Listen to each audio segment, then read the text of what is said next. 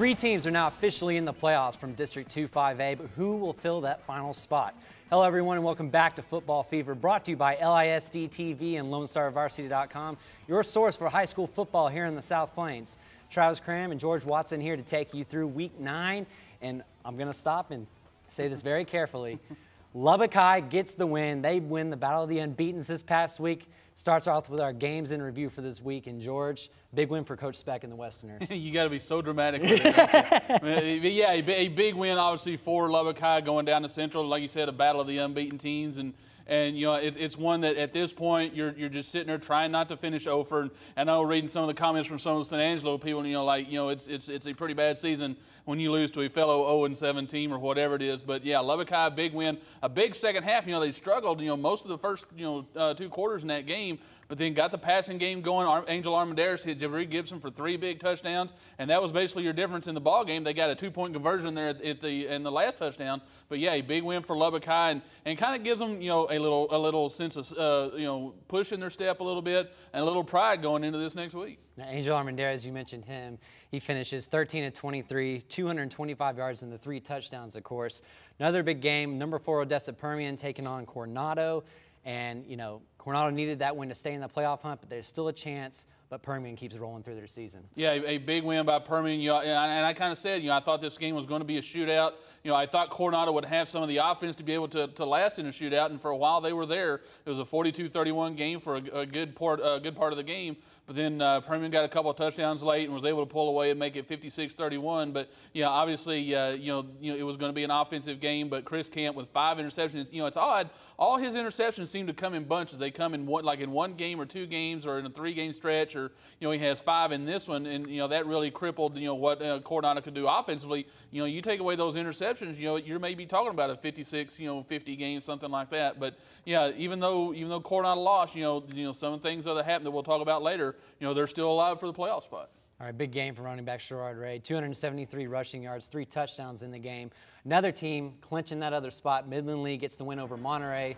Monterey's 9-year streak in the playoffs comes to an end. Yeah, I know it's a tough time over at Monterey. First time since 1988, which was James Morton's first year at Monterey, that they're not in the playoffs this year. And I know it's been a tough season for Monterey, but it's kind of been that same thing. They just haven't been able to build any offensive consistency.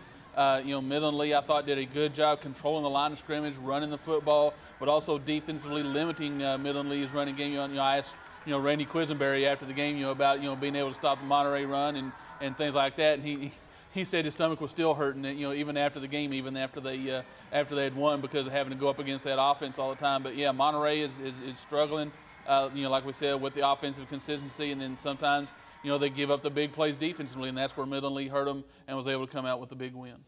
All right, and again, Lee, you talked about controlling the line of scrimmage. They get 388 rushing yards in that game.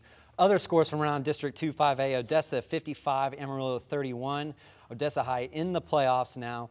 Midland takes the other spot. They're in after a 38-32 win over Tascosa. And we talked about Lee. Lee's still looking. They're in the driver's seat to get that last spot, but we'll come back to the playoffs here in a second.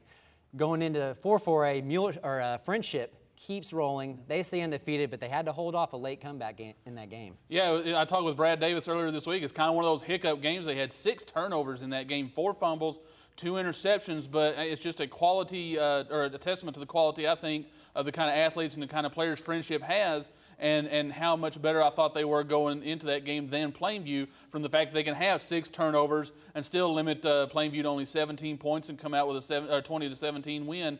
I asked him, I don't think they were looking ahead to this week, to the big matchup with Cooper, and maybe some of them were, but Coach Davis felt as a team they weren't.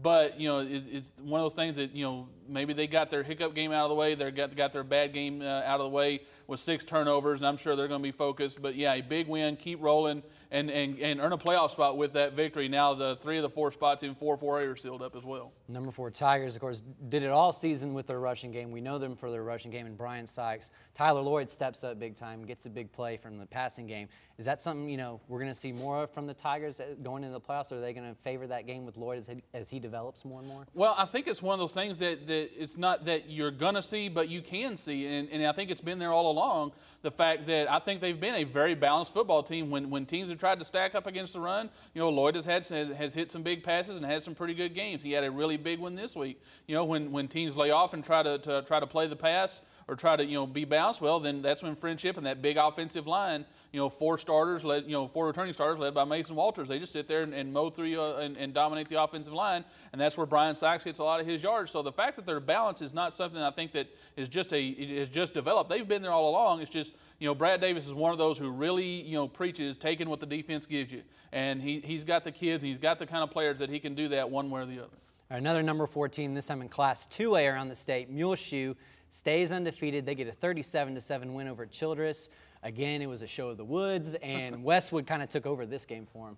Yeah, I told you, they didn't score as many points. I told you jinxed them, for only scoring 37 points. But yeah, it's good to see. Maybe this was, I know, most teams would like to have a hiccup game when they scored 37 points, but maybe this was the hiccup game for Muleshoe as well, going up against Childress.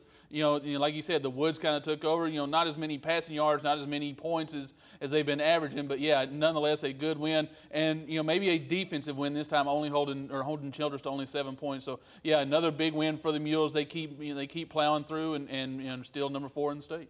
Yeah, Westwood 282 passing yards, 95 yards rushing. He gets 4 touchdowns in the game. But you mentioned the defense, 3 interceptions against Childress, stops the Bobcats, keeps their season going. They're going to have a meeting with Friona at the end of the season. That's going to decide that district possibly. Going on to another game, Seminole gets a big win over Brownfield. They keep going, but I want to talk about Sundown and Seagraves. Sundown has now won 5 games in a row after starting out 1-2. Chad Terry's got that group going now again. Yeah, a big win for Sundown. This is always a big game with Seagraves. I think Seagraves is down a little bit, so it was obvious that Sundown was obviously able to take care of them a little easier this time, 31-0. But yeah, like you said, John Heffley's running the ball well. Still, Jason Durham is throwing the ball well. They're playing great defense. Yeah, since they had their little 2-game losing streak, like you said, they've won 5 straight and are really playing well in this district and look to be headed for a final weekend showdown maybe with Stanton. Stanton also undefeated in that district, but both of them right there. If they can enter that game undefeated, that'll be for that district title right there. All right, when we come back, we'll take a look at that playoff picture and find out who earned to be this week's Player of the Week right here on The Fever.